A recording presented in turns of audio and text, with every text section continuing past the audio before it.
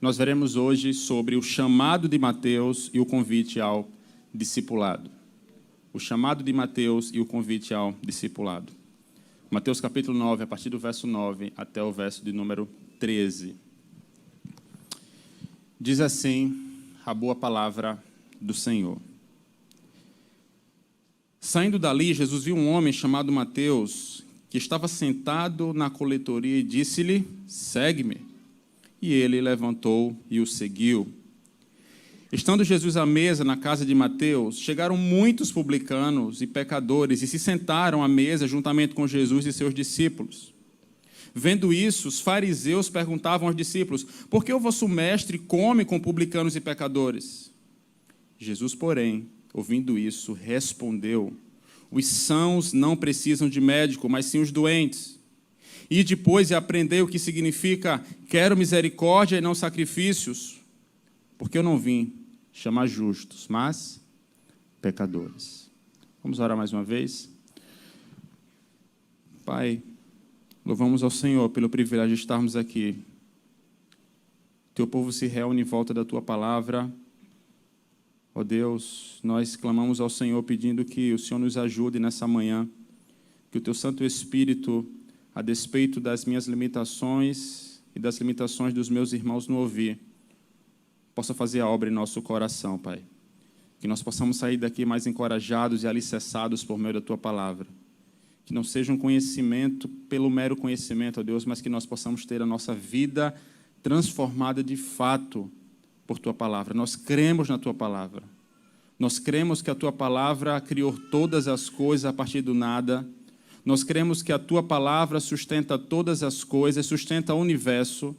E nós cremos que a Tua palavra, Deus, é quem pode fazer a obra em nossos corações.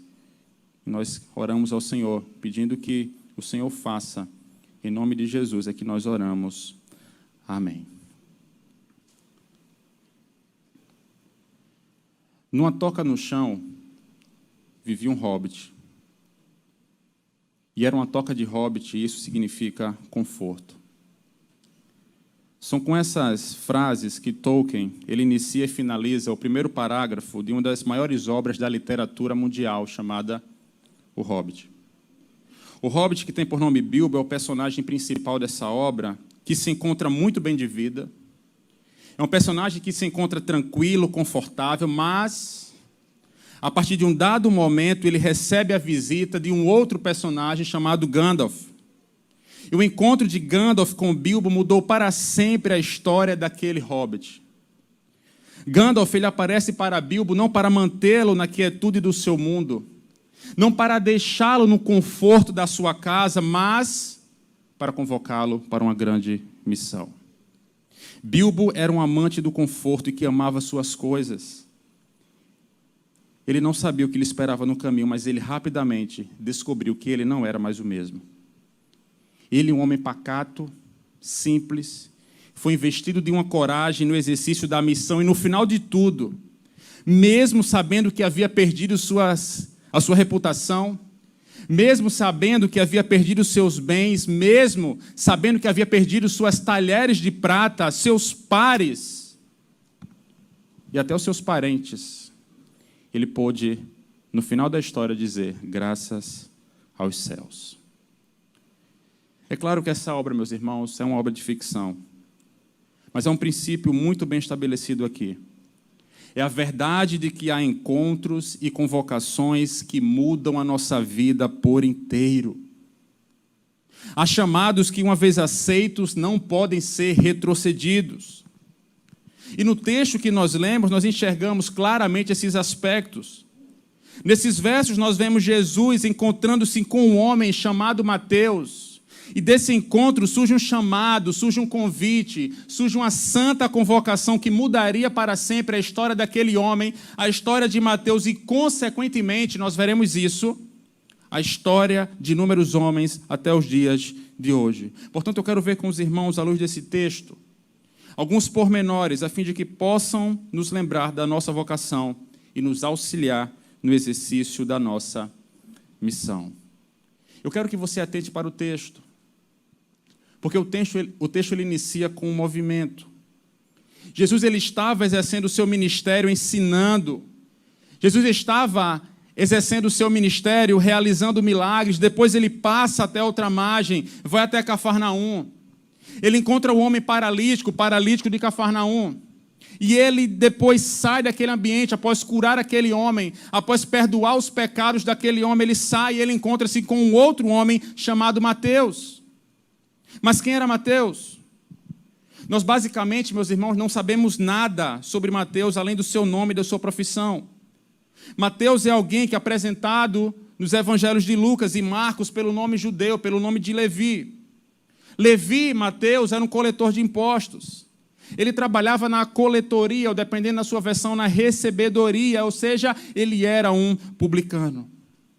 O publicano eram coletores de impostos, que eram autorizados pelo Império Romano a coletar taxas alfandegárias do povo judeu para encher os cofres do imperador, para encher os cofres romanos, e depois de passar a Roma aquilo que era de Roma, eles então, a maioria deles, extorquiam o seu povo, cobravam mais impostos do seu povo a fim de encherem os seus próprios bolsos.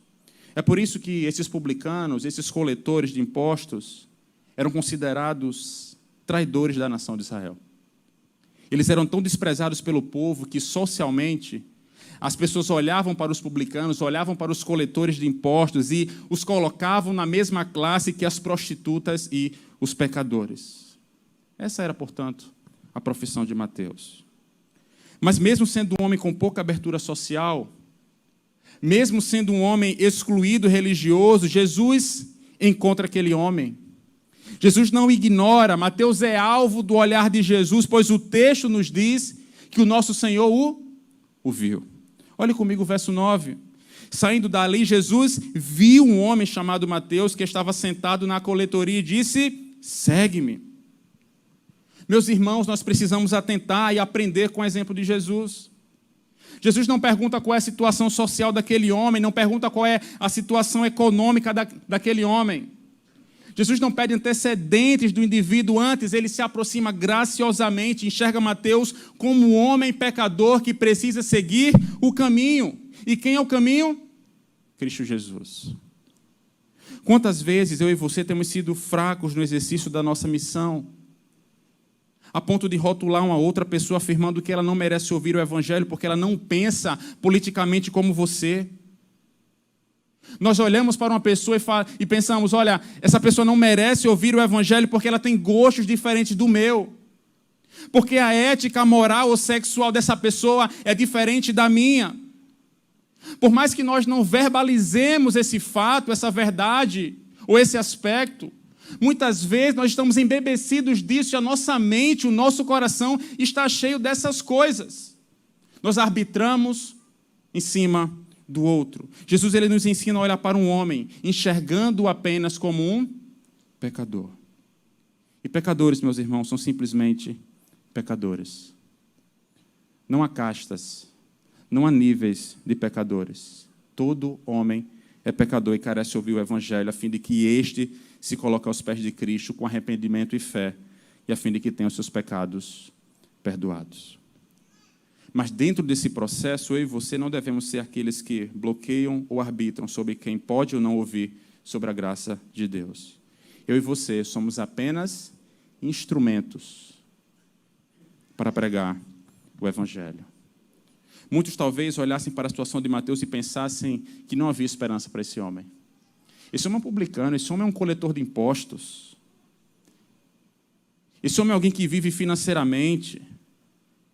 É um homem que não precisa de nada, mas por sua condição, por ser um traidor da nossa pátria, esse homem não merece ouvir o Evangelho.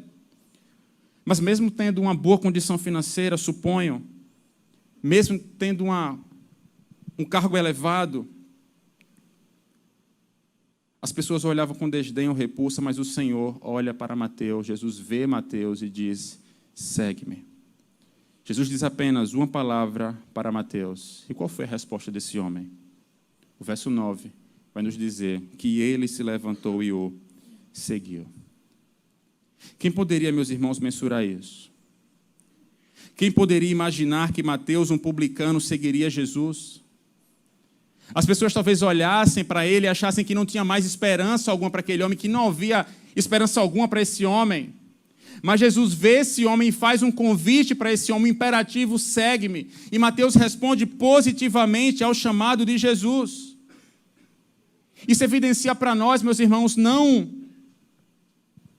uma característica de Mateus, mas evidencia pelo contrário. Isso aponta para Jesus.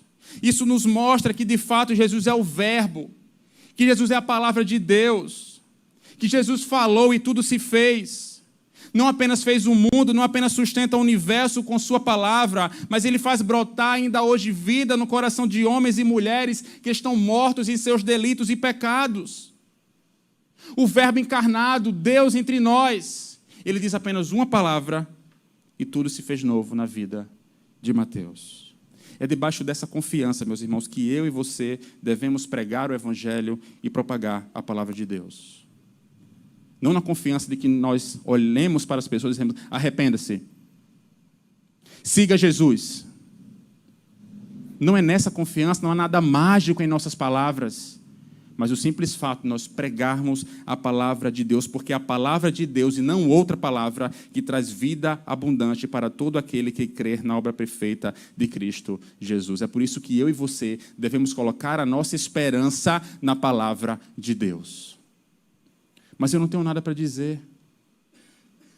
Mas eu não sei o que falar. Fale a palavra de Deus. É debaixo dessa palavra, meus irmãos, é fundamentado nessa palavra que nós devemos exercer a nossa santa vocação. Quando Lucas vai descrever a resposta de Mateus ao chamado de Jesus, ele diz que ele, Levi, deixando tudo, levantou e o seguiu. Ele deixa tudo para trás. Ele deixa o conforto do seu mundo. Ele deixa a sua ocupação e ele abandona também o seu nome. Lembra que eu mencionei que o nome desse homem também é registrado como Levi, Mateus? Lucas apresenta o nome de Mateus nessa narrativa como Levi, e mais à frente, quando ele vai apontar os 12 apóstolos, ele agora ele apresenta Levi como se fosse Mateus, ou como sendo Mateus. Portanto, é muito provável que nessa mudança de vida, Mateus tenha recebido ou adotado este nome, que significa dádiva de Deus. Assim, Mateus deixa tudo para trás e segue Jesus pelo caminho. E qual foi agora a primeira atitude, ou qual é a primeira atitude de Mateus quando ele se tornou um seguidor de Jesus? Olhe comigo o verso 10. Estando Jesus à mesa na casa de Mateus, chegaram muitos publicanos e pecadores e se sentaram à mesa juntamente com Jesus e seus discípulos. A primeira ação de Mateus foi abrir a porta da sua casa. Lucas, ele registra que Levi ofereceu-lhe um rico banquete em sua casa. E quem foram os convidados para esse banquete? Será que foram pessoas respeitadas socialmente? Jesus, seus discípulos, muitos publicanos e pecadores.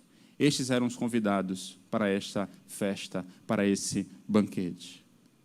Um banquete, eu quero que você saiba, na antiguidade ele não servia apenas para comer. Quando uma pessoa ilustre era convidada para um banquete, nesse caso Jesus era essa pessoa, ela era convidada não só para comer, não só para desfrutar de quitutes, de um belo jantar, de um almoço, o que quer que seja, mas essa pessoa, o mestre que estava entre eles, a pessoa de honra, era convidada também a discursar, a pensar e a debater sobre as suas ideias. Então, Mateus, naquele momento, estrategicamente, ele abre a porta da sua casa para que seus amigos pudessem ouvir os ensinos de Jesus. O primeiro impulso de Mateus ao seguir a Jesus, portanto, é conduzir outros a Jesus. Isso, meus irmãos, é discipulado. E o discipulado tem essa via de mão dupla. Ao mesmo tempo em que eu sigo a Jesus, eu sou comissionado a conduzir outros a Jesus. E essas duas realidades são inseparáveis. Perceba como a relação de Jesus, ou a relação com Jesus, não tira uma pessoa do mundo. Nós não somos convidados a vivermos agora, seguidores de Cristo Jesus, a vivermos em uma bolha gospel. Nosso chamado é para que, enquanto neste mundo, nós possamos influenciar e testemunhar outros, dizendo que nós encontramos aquele que é a única esperança para homens maus e pecadores como nós. Mateus, meus irmãos, vivia numa classe social e ele convida, abre as portas da sua casa para gente como ele, para publicanos como ele, para pecadores como eles. Eles convidam, Mateus convida muitos de seus colegas e vários outros excluídos sociais, do convívio social, para conhecerem Jesus. Essa é a estratégia que Mateus usa, abre a porta da sua casa e, através do relacionamento, conduz outros a Cristo Jesus. Meus irmãos, o testemunho pessoal e o propagar do Evangelho através do relacionamento sempre foi um dos meios mais frutíferos para levar pessoas a se tornarem discípulos de Jesus. Relacionamento. Nós vemos isso claramente nos primeiros movimentos de Jesus, chamando os homens e se relacionando com esses homens, ensinando esses homens. Nós vemos esse aspecto do relacionamento também no início do cristianismo e nós vemos também hoje em dia. Muitas vezes nós nos contentamos em trazer amigos para a igreja, esperando que o pastor entregue o seu melhor sermão evangelístico.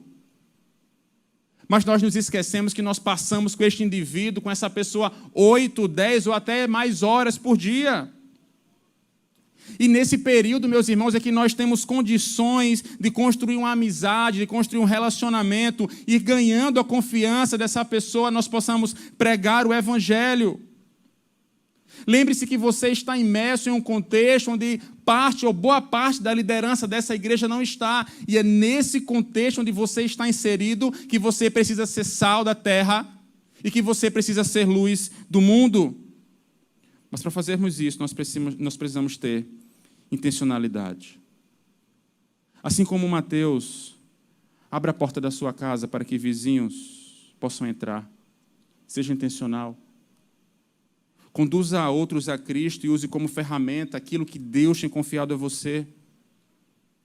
A sua casa, a sua mesa de jantar podem ser excelentes ferramentas para facilitar o seu relacionamento e, consequentemente, o fato de você apresentar Cristo Jesus aos seus vizinhos e amigos. Meus irmãos, se nós ganharmos a confiança, se nós tivermos relacionamentos com outras pessoas, as portas para que nós possamos pregar o Evangelho vão se abrir. Algo de errado com alguém que segue a Jesus e jamais conduz outros a Jesus. Devemos lembrar sempre que o mandamento para ser sal da terra e luz do mundo não foi dado às multidões, mas para os discípulos. Se este é o seu caso, ore ao Senhor, peça ousadia e intrepidez para pregar o Evangelho. Peça ao Senhor coragem para abrir a porta da sua casa para aqueles que não conhecem a Cristo, para que esses possam entrar e possam passar a conhecê-lo. Peça perdão ao Senhor por considerar mais a limpeza da sua casa do que o coração sujo dos seus vizinhos. Esse, meus irmãos, é o nosso maior desafio. Que Deus nos ajude. Mas essa atitude não agradou os religiosos da época. Os fariseus ficaram escandalizados com o que eles estavam vendo e não demoraram em expressar as suas críticas aos discípulos de Jesus. Olha comigo o verso 11. Vendo isto, o quê? Essa cena que tem acabado de acontecer agora. Jesus reclinado à mesa, com os publicanos, com Mateus, com os pecadores e seus discípulos à mesa, partilhando de um banquete, comendo juntos, tendo uma social, conversando, debatendo, e com certeza Jesus oferecia para eles um banquete espiritual, suas palavras, seus ensinos. E ao ver isso, os fariseus perguntaram aos seus discípulos: por que o vosso mestre come com publicanos e pecadores? Como que os fariseus, meus irmãos, viram essa cena, já que se tratava da casa de Mateus? Porque, pensando novamente no contexto, nós temos que lembrar que uma refeição particular naqueles dias, ela podia assumir uma aparência de um entretenimento público. Portanto, mesmo não estando à mesa com Jesus, os discípulos, com os discípulos, com Mateus e os amigos de Mateus, os fariseus poderiam estar fora do banquete, apenas observando e ouvindo o discurso de Jesus. E ao vendo essa cena, ele estando de longe, perto, mas um pouco distante, eles questionaram o fato de Jesus comerem com publicanos e pecadores, porque isso para eles era algo inimaginável. Os fariseus eles colocavam os publicanos na mesma classe que os pecadores, pois tanto um grupo quanto o outro grupo, tanto os coletores de impostos, quanto aqueles que eram considerados pecadores, eram pessoas que não atentavam para a lei. Eram pessoas que de forma escrachada não faziam questão alguma de seguir a Torá, de seguir o Antigo Testamento. Eram pessoas que não seguiam os regulamentos, as tradições que havia na lei. Por isso que esses religiosos olham com desdém, olham de cima para baixo com ar de superioridade. Afinal, eu observo essas coisas. Eu observo os regulamentos, eu atento para a lei, não é? As tradições, está tudo certinho, direitinho. Eu faço tudo isso. Agora vocês não. Então os fariseus olham de cima para baixo com ar de superioridade. Mas embora os fariseus cumpram todos esses regulamentos e se julguem como os maiores da fé, eles eram inflexíveis, eles eram legalistas e viviam uma religiosidade de aparências. É por isso que esses homens eles tinham cuidado com as suas companhias. Eles não queriam ser vistos com qualquer um, já que eles pensavam que a sua santidade seria rebaixada caso permitissem que pecadores se assentassem com eles. E agora esses homens religiosos, fariseus, estão com pedras nas mãos para atirarem em Jesus, enquanto Jesus come com aqueles publicanos e pecadores. Meus irmãos, nós não podemos cometer o mesmo erro que esses fariseus. Nós não podemos olhar com superioridade para ninguém, principalmente para aqueles que se lançam aos pés de Jesus.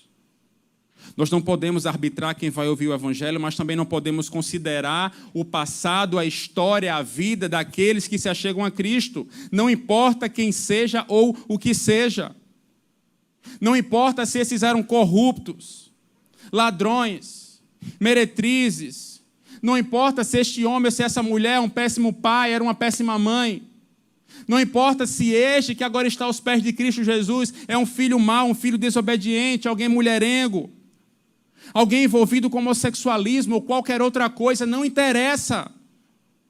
O único pré-requisito para se chegar a Deus, por meio do seu Filho Jesus, é ser um pecador. Todo aquele que se enxerga como um pecador e que carece da graça de Deus, este pode se achegar a Cristo Jesus. E este é o problema dos fariseus. Os fariseus tinham apenas consciência dos pecados dos outros, mas não se enxergavam como pecadores. E por não se enxergarem como pecadores, por se apresentarem diante de Deus com seu orgulho, com sua justiça própria, mesmo estando próximo de Jesus, mesmo estando ali perto dos pés de Cristo Jesus, eles estavam longe. O coração daqueles homens estavam longe de Jesus. Eles tropeçaram no seu orgulho e nós devemos ter cuidado para não tropeçar no nosso também. Mas além de serem orgulhosos, esses religiosos eram covardes. Porque eles não falaram diretamente a Jesus. Eles não falam, Jesus, por que você come com pecadores e publicanos? Mas eles falam aos discípulos. Mas eles não contaram com o fato de que questionar os discípulos de Jesus é questionar o próprio Jesus, pois é Jesus quem os responde. Olhe comigo o verso 12. Jesus, porém, ouvindo isso, respondeu, os sãos não precisam de médico, mas sim os doentes. Jesus quebra os argumentos dos fariseus ao mostrar a audiência do seu ministério. O ministério de Jesus era entre aqueles que mais precisavam, e para isso ele usa a figura do médico. O trabalhador, ou o trabalho de um médico, ele é realizado em um ambiente, em um hospital, onde há pessoas que precisam, onde há pessoas que estão morrendo. Do mesmo modo, Jesus se permitia estar com os pecadores, os doentes físicos, os doentes espirituais, a fim de restaurar a vida destes. Mas muitos, à luz desse contexto, meus irmãos, desse texto e outros textos também, né, com a narrativa similar, quando Jesus permite que pecadores cheguem até ele, muitos dizem que Jesus era amigo dos pecadores. Essa expressão, ela precisa ser entendida da maneira correta. Isso porque uma mal compreensão, uma péssima compreensão dessa verdade faça com que o entendimento dela se perca. De fato, Jesus é amigo dos pecadores. Mas nós precisamos entender isso da melhor maneira possível. Porque as pessoas vão torcendo esse entendimento, essa compreensão, até que ela se perca totalmente. Assim, quando dizem que Jesus comia com pecadores, isso pode se tornar: Jesus adorava uma boa festa e muita bebida, né? Jesus ia para a balada com os pecadores. Isso pode se tornar ainda: Jesus estava mais interessado em demonstrar amor do que tomar partido. E por aí vai, meus irmãos. As frases, as consequências disso, a espiral para baixo vai só baixando o nível, numa má compreensão dessa frase de que Jesus é amigo dos pecadores. Se nós queremos, de fato, celebrar a verdade de que o Senhor Jesus é um grande amigo de pecadores, nós deveríamos fazer isso, então nós devemos entender ou prestar atenção às formas que Jesus, de fato, ele foi amigo dos pecadores. À luz de textos neotestamentários que apontam para essa verdade, nós podemos perceber que Jesus era amigo dos pecadores não porque ele fazia vista grossa, não porque ele ignorava o pecado, não porque Jesus gostava de uma festa com aqueles que se envolviam na imoralidade. Mas Jesus era amigo de pecadores no sentido de que ele veio para salvar pecadores e ficava muito feliz em receber aqueles que estavam abertos ao Evangelho, que se arrependiam dos seus pecados, ou aqueles que estavam no caminho para colocar sua fé nele. Nós também, meus irmãos, podemos ser conhecidos como amigos de pecadores, mas da maneira correta. A nossa atitude no exercício do discipulado deve ser a mesma que a de Jesus. Nós devemos estar com as pessoas que precisam de Deus, que carecem de salvação, mas não para sermos influenciados por meio dessas pessoas, mas para fazermos a diferença. Mas a argumentação de Jesus não para aqui no verso 12. O verso 13 nos mostra a continuação dessa resposta. Ele ainda olha para os fariseus e diz: e depois de aprender o que significa: eu quero misericórdia e não sacrifícios, porque eu não vim chamar justos, mas pecadores. Aqueles fariseus, doutores da lei, líderes religiosos, conhecedores de tudo, achavam que sabiam de tudo, recebem uma repreensão de Jesus. São convidados para Jesus para aprender. Eram pessoas que tinham conhecimento da lei do Antigo Testamento, mas parece que não haviam entendido nada. Jesus está dizendo: olha, volta lá para o Antigo Testamento, volta lá para a lei e aprende dela o que de fato é verdade. Jesus aqui aponta para a verdade que está em Oséias 6, o verso 6. Porque no contexto de Oséias, o povo vivia em pecado. A nação de Israel era considerada adúltera porque abandonaram o Deus Criador, se juntaram a outros deuses.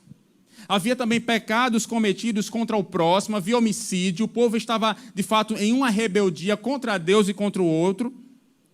E desse modo não fazia sentido algum o povo apresentar sacrifícios a Deus dentro desse contexto de iniquidade. Era preciso primeiro ter um coração quebrantado. Sem a mudança de coração, os sacrifícios eram semelhantes a um ritual vazio.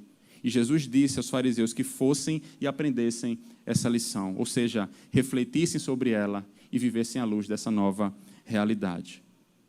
Jesus não quer legalismo, meus irmãos. Jesus não quer uma religião vazia. Ele quer um coração quebrantado. Ele quer um coração arrependido. É por isso que ele diz que veio chamar os pecadores, não os justos. Esse verbo chamar é muito interessante porque ele só tem 2 significados no Novo Testamento.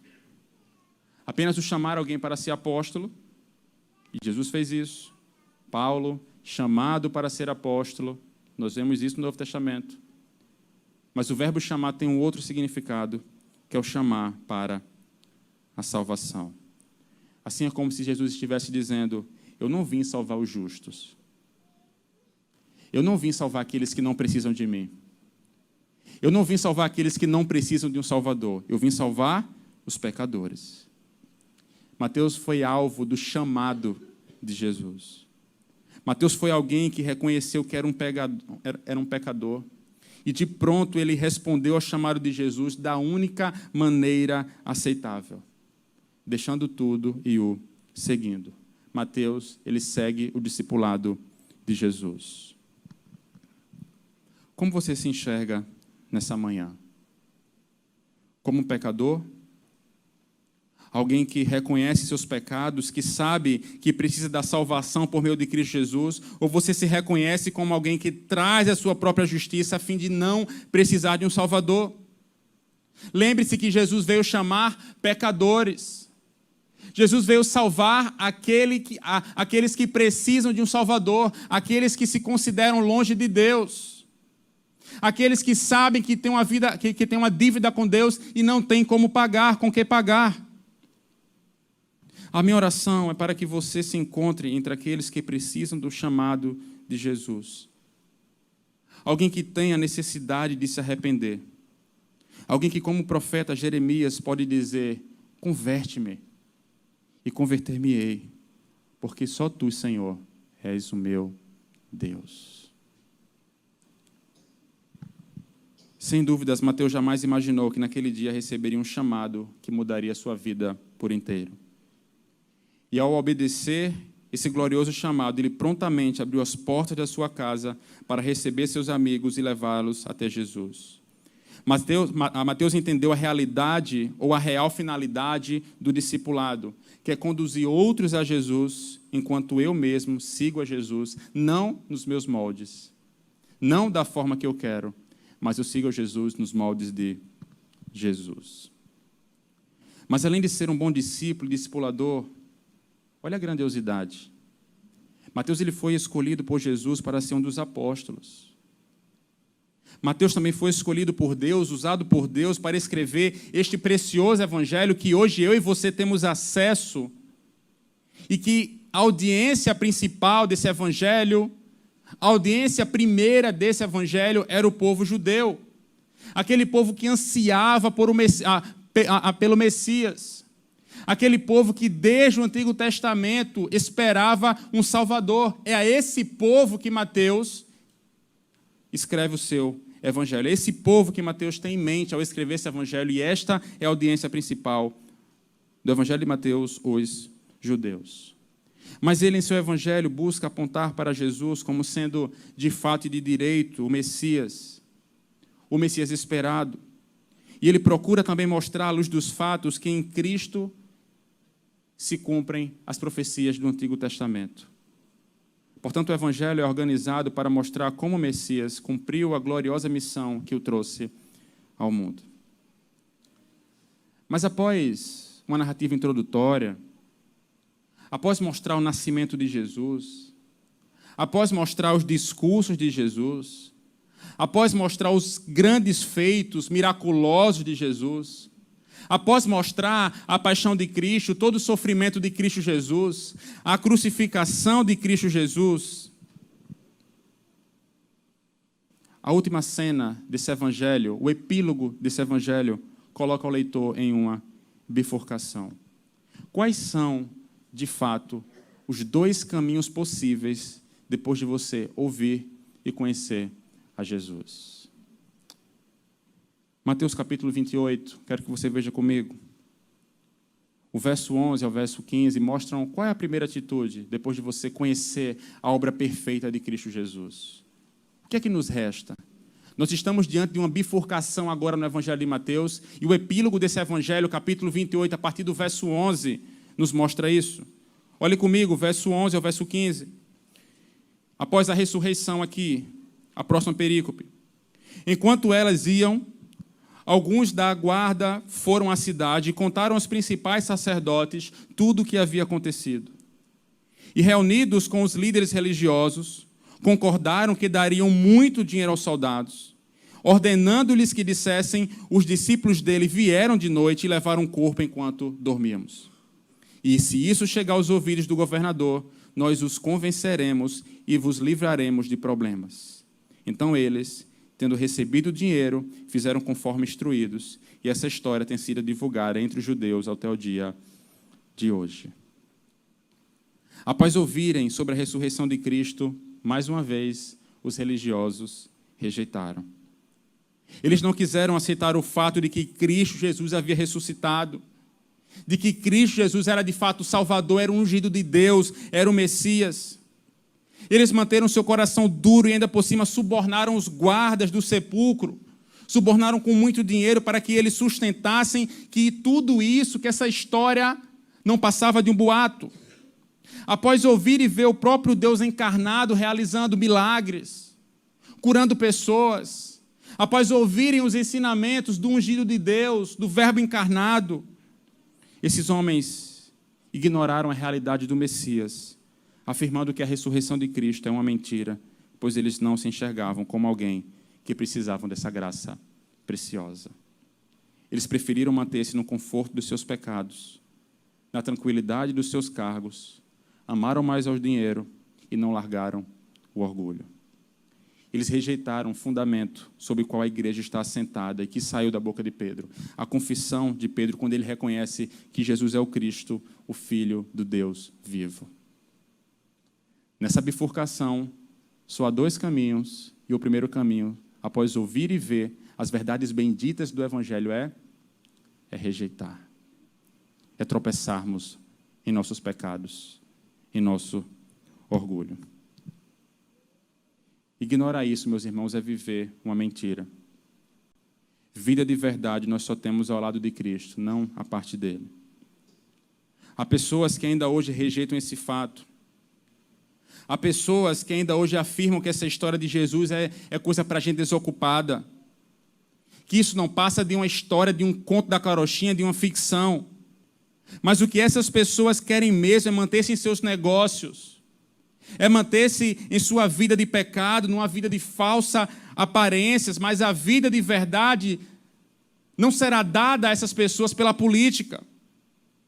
A vida de verdade não será dada a essas pessoas pelo sexo, pelo dinheiro, pela fama, pelo poder. A vida de verdade, um homem só pode encontrar em Cristo Jesus.